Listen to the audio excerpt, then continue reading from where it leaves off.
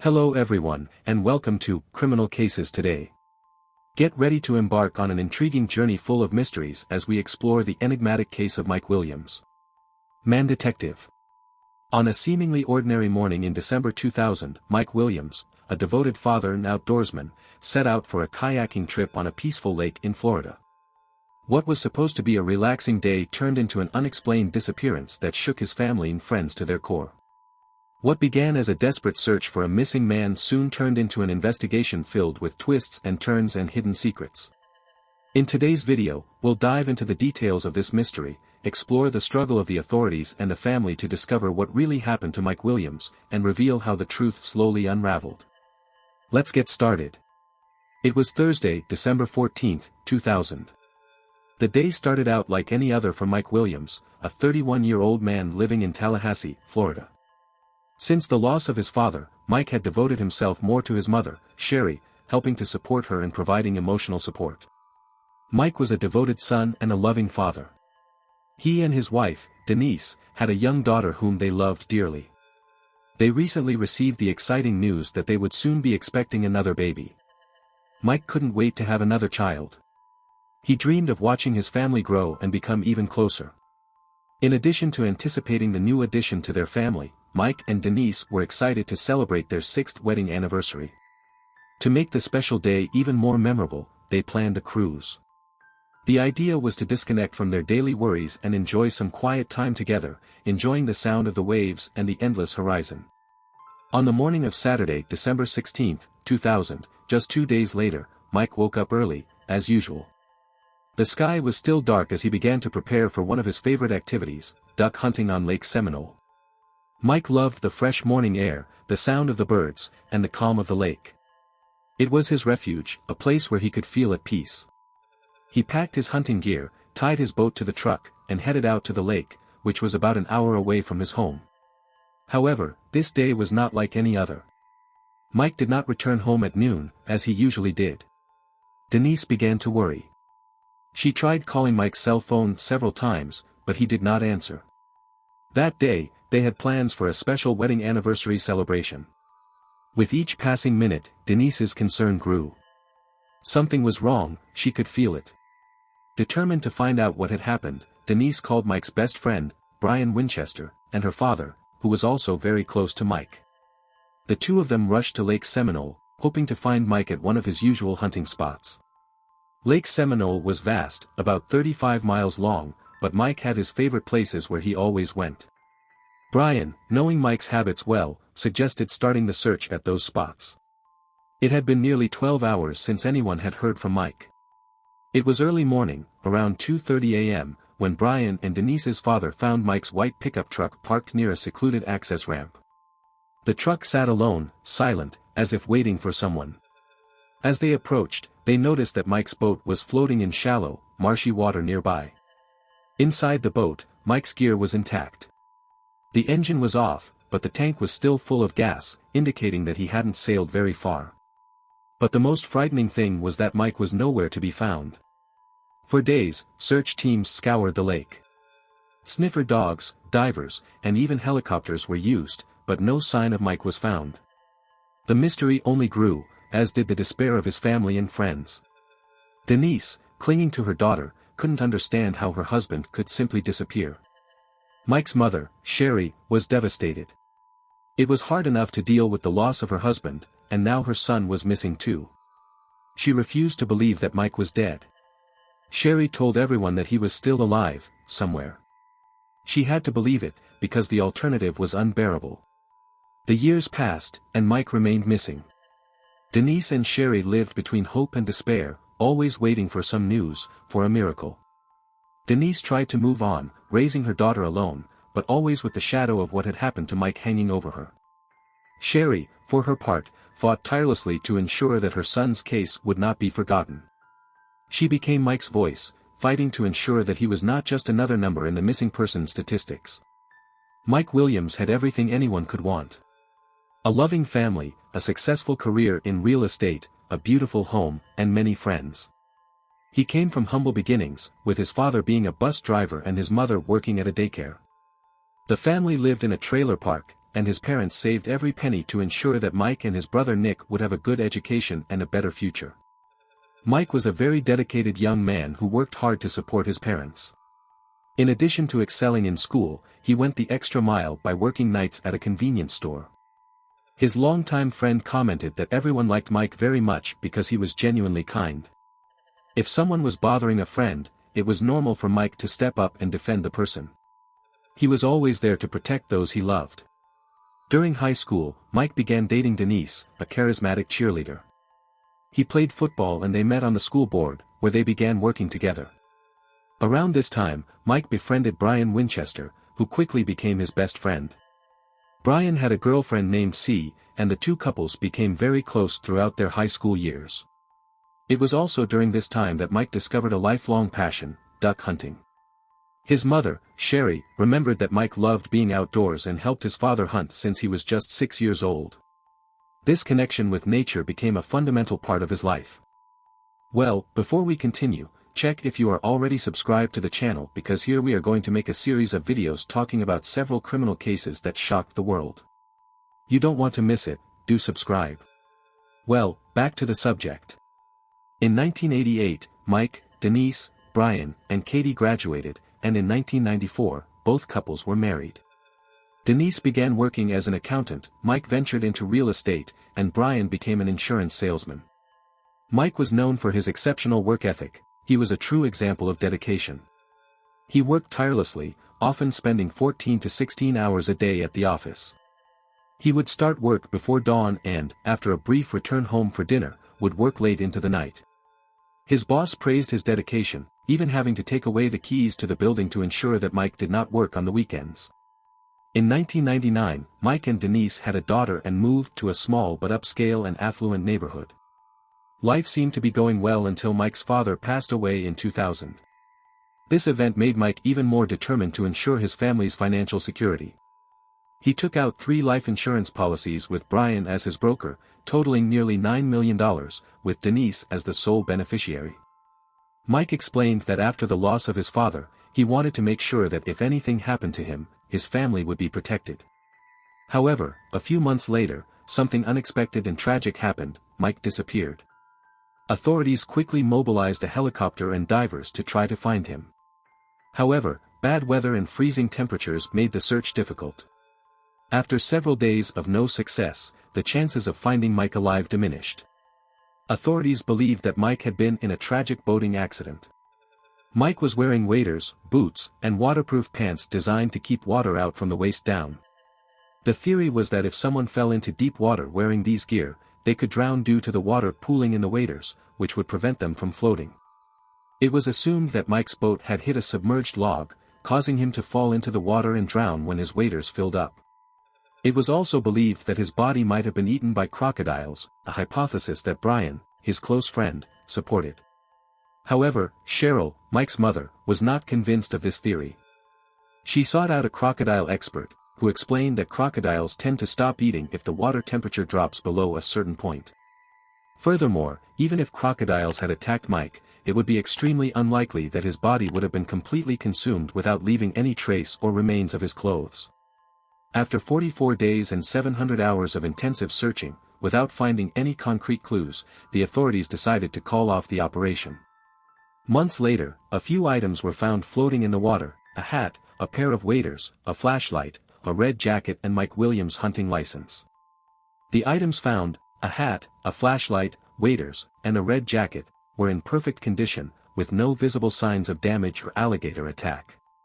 Mike's hunting license was still legible and his flashlight was working, which was surprising given that these items had been in the muddy, swampy water for several months.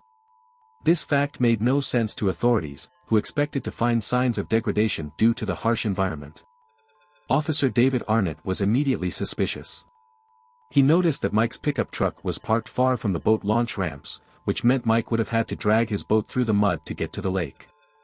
In addition, a severe storm had hit the area, and Mike's boat was supposed to have been washed ashore on the east coast, but it was found on the west coast. These discrepancies raised several questions about what really happened. When someone goes missing, the law generally requires that a person wait 5 years before they can be officially declared dead. However, just 6 months after Mike's disappearance, Denise applied for a death certificate, and Mike was officially declared dead by accidental drowning. This speed was unusual and raised further suspicions. Mike's mother, Sherry, was skeptical about the accidental drowning declaration. She had received disturbing information that Denise had threatened her, saying that if Sherry tried to reopen the case, she would never see her granddaughter again. Denise quickly distanced herself from Mike's family, cutting off all communication with them and her daughter. Her friends confirmed that Denise took a long time to tell her daughter about her father and what a wonderful man he was. For Sherry, who had already lost her husband and son, the thought of losing her granddaughter was painful, but she was determined to find answers. She decided to reopen Mike's case in 2005. That same year, Denise and Brian Winchester, who were known to be close, got married. This news came as a surprise to many, but some were already aware of rumors about a possible affair between the two. Brian's divorce from his first wife, Kathy, and subsequent marriage to Denise came as no surprise to those who had suspected an affair between the two. Kathy confirmed that she had known for years that Brian and Denise were having an affair. A year later, Mike's case began to receive media attention. Jennifer Portman, news director for the Tampa Bay Democrat, saw an article about the case and was immediately concerned about the lack of clarity in the story. She knew something was wrong and decided to publish more articles to keep the case in the public's attention. Her intention was to ensure that Mike's story would not be forgotten. In 2008, the Florida police announced that they were reopening the investigation into Mike's case. Over the years, while Mike was still missing, Sherry continued her fight for answers. In 2011, she held a lone vigil, carrying signs and walking around, hoping to draw attention to her son's case. Meanwhile, police were gathering evidence and investigating Brian and Denise for possible insurance fraud. Information began to emerge, including a witness's account of seeing Brian near the location where Mike disappeared on the day of the incident. As the insurance investigation progressed, Denise and Brian's marriage began to unravel. The couple separated in 2012 and divorced in 2016. The separation further soured their relationship and caused drastic changes in Brian. In one violent incident, Brian rear-ended Denise's car, and when she got inside, he threatened her with a gun. As soon as Brian got out of the car, Denise ran to the police and reported him for kidnapping. After their separation in 2012, Denise filed for divorce in 2015. Brian initially opposed the idea, and to force his cooperation, the court ordered him to provide an appraisal of the couple's home by early August 2016. The situation was getting increasingly complicated. On August 5, Denise left home to go to her job at the University of Florida. While talking on the phone with her sister, she noticed something alarming: someone jumped into the back seat of her car. It was Brian. He was agitated and grabbed her phone, starting to yell and give orders. Denise was frightened and did not immediately follow his instructions. Brian then produced a gun and demanded that she comply. He explained that he was doing this because she was not answering his calls and had blocked his messages. Brian's behavior was becoming increasingly erratic and dangerous. Instead of following his orders, Denise parked in front of a nearby drugstore. Brian was so distraught that he threatened to take his own life. He didn't want a divorce and felt he had nothing left to lose. Despite his promise not to hurt Denise, the situation was tense and she was afraid for her safety. Denise managed to calm Brian down and drove him back to where he had parked his truck. Brian apologized for his actions and, despite her fear that he might do something else, Denise promised not to tell the police. However, as soon as Brian got out of the car, Denise went straight to the police station to report what had happened. The police began investigating the case and a friend of Brian's, who was interviewed, revealed some troubling information. He was concerned because, with the divorce in progress, Denise had started talking about Mike's disappearance, a case that had long since disappeared from the spotlight. Brian feared that by hiding in Denise's car and threatening her, he would prevent her from talking about the disappearance. His strategy was starting to fail. After 16 years of silence about Mike's case, the truth was beginning to come out. Denise had said that she would only reveal what she knew about Mike's disappearance if Brian started talking about it. The investigating officer took advantage of the tension between Denise and Brian to try to extract more information. Denise was nervous and uncomfortable, but the conversations she had with Brian were revealing. Denise mentioned that Brian was trying to silence people and that he was willing to do it again. The truth about Mike's disappearance began to unfold, and the pieces of the puzzle were finally falling into place. With the pressure mounting, Brian was about to go to trial. However, he was offered a deal. If he revealed everything he knew about what really happened to Mike, he would be granted immunity and his sentence in the case with Denise would be reduced to 20 years. Brian accepted the offer and began to tell his side of the story. "Well, I noticed that you haven't liked the video yet. So, take advantage and like the video because it helps YouTube to continue to promote our videos to you. Leave your like, it's free and helps us a lot. Thank you." Back to the subject. He revealed that the love affair between him and Denise began in 1997 and that, over time, they planned to kill Mike and make it look like an accident so they could get the insurance money. Denise had planned for the incident to happen while their daughter was still young enough to have no memory of it. Brian confessed that he felt manipulated and considered himself a stupid 30-year-old. On December 9, 2000, Brian planned to take Mike duck hunting, throw him in the water, and fake an accident. However, on the morning of that day, Denise called him. After deciding to separate in 2012, Denise filed for divorce in 2015. Brian, who was reluctant to separate, tried to resist, which led the court to order him to have the couple's home appraised by early August 2016. Tensions were high, and Denise was determined to move on. On August 5, 2016, Denise left home for work at the University of Florida. While she was on the phone with her sister, she had a shock. Someone jumped into the back seat of her car. It was Brian. He was extremely agitated and, without warning, grabbed her phone and began yelling, giving her confusing and desperate orders. Brian produced a gun and demanded that Denise follow him. He was furious because she had blocked his calls and texts. Instead of complying with Brian's orders, Denise decided to park in front of a drugstore. The situation escalated when Brian threatened to take his own life, saying that he had nothing left to lose and that he did not want a divorce. Denise managed to calm him down temporarily and led him back to his car, where he parked his truck. Brian then apologized and begged Denise not to tell the police about the incident. Despite promising not to report it, Denise immediately went to the police station as soon as Brian drove away. The police began investigating the case, and a friend of Brian's, who was interviewed, revealed that he was worried about what Denise might say about Mike's disappearance. Brian had hidden in Denise's car and threatened her to keep her from talking about the disappearance. He was trying to make sure his secret remained hidden. After 16 years of silence about Mike's case, the truth began to emerge. Denise had said she would only talk about Mike's disappearance if Brian started revealing information. The investigating officer tried to take advantage of the situation to get more details. Denise was nervous and uncomfortable, and her conversations with Brian were revealing valuable information. With the pressure mounting, Brian was about to face trial.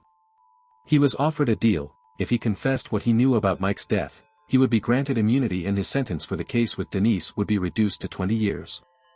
Brian accepted and began to detail what really happened. Brian said that the affair with Denise began in 1997. Over time, they planned to kill Mike and make it look like an accident so they could collect the insurance money. Denise wanted the incident to happen while their daughter was still young enough to not remember anything. Brian admitted that he felt manipulated and regretted being a stupid 30-year-old for going along with the plan. On December 9, 2000, Brian took Mike duck hunting, pushed him into the water, and tried to fake an accident. That morning, Denise called Brian, which changed their plans. With Brian's confession, Denise was finally charged and arrested. On the day of her arrest, her 19-year-old daughter Anley faced a painful moment.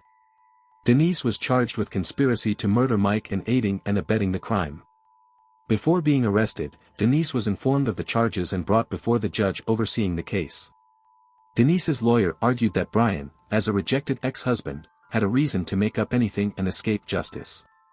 Brian, Mike's mother Cheryl, and Brian's ex-wife Kate all testified about the situation. Kate explained that the relationship between Brian and Denise began to deteriorate over time, and the situation became increasingly worse. She spoke about how, as the relationship between Brian and Denise deepened, Mike was increasingly neglected. The situation became a complete mess, and Denise, out of pride and upbringing, did not want to divorce Mike, but she also did not want to give up Brian. This culminated in a series of tragic events that led to the dark conclusion of the case. Denise and Brian were determined to stay together, and they did everything they could to make sure nothing kept them apart. For a year and a half before Mike's death, they discussed various ways to achieve their goal. Brian's ex-wife Kate continued to maintain a friendship with Denise even after their divorce and Denise's subsequent marriage to Brian. Kate, although no longer married to Brian, testified at Denise's trial and brought up crucial information. During the trial, prosecutors presented a recording of a phone conversation in which Kate revealed to Denise that she knew the truth about what had happened to Mike. Denise quickly tried to change the subject, but Kate persisted, mentioning that Brian had found out about Denise's involvement with Chuck and that he had discussed Mike's affair. Denise became visibly uncomfortable and tried to divert the conversation, but the truth was about to come out. In February 2019, Denise was found guilty of all charges related to Mike's death and sentenced to life in prison. Her attorneys argued that there was no direct physical evidence against her and managed to reduce the sentence to 30 years. Brian, on the other hand, was sentenced to 20 years in prison. Mike's mother, Cheryl, did not give up hope of finding her son alive. She dedicated herself tirelessly to seeking justice and the truth. Even as hope of finding Mike alive faded, her determination to find answers only grew. She did everything she could, made countless phone calls, created missing person posters, set up a Facebook page to publicize the case, and raised money to place ads in local newspapers. Cheryl worked with the media and placed billboard ads, as well as buying advertising space in the local newspaper, the Tahi Democrat. Authorities, however, maintained that Mike had drowned and been eaten by alligators, and stated that there was no further need for an investigation. They disregarded Cheryl's work and even mocked her, calling her crazy for insisting on continuing the search. Cheryl was not discouraged by the criticism and lack of support. She kept fighting with all her might, driven by the deep love she felt for Mike and her daughter, Anley. She knew that there was no manual for dealing with the disappearance of a child and that every step she took was a leap of faith. Cheryl followed her heart and did what she felt was right, determined to find the truth and ensure that Mike received the justice he deserved. So, what do you guys think?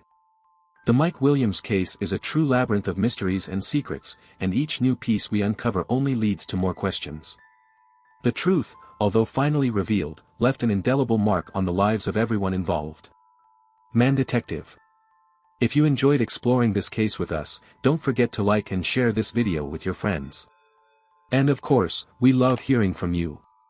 Leave a comment below and let us know what you thought or if there are any other cases you'd like to see here on Criminal Cases Today. If you're not already a subscriber, be sure to subscribe and activate the bell so you don't miss any of our upcoming videos. We appreciate you following along on our journey of exploring the most intriguing mysteries, and we hope to see you again soon. Until next time.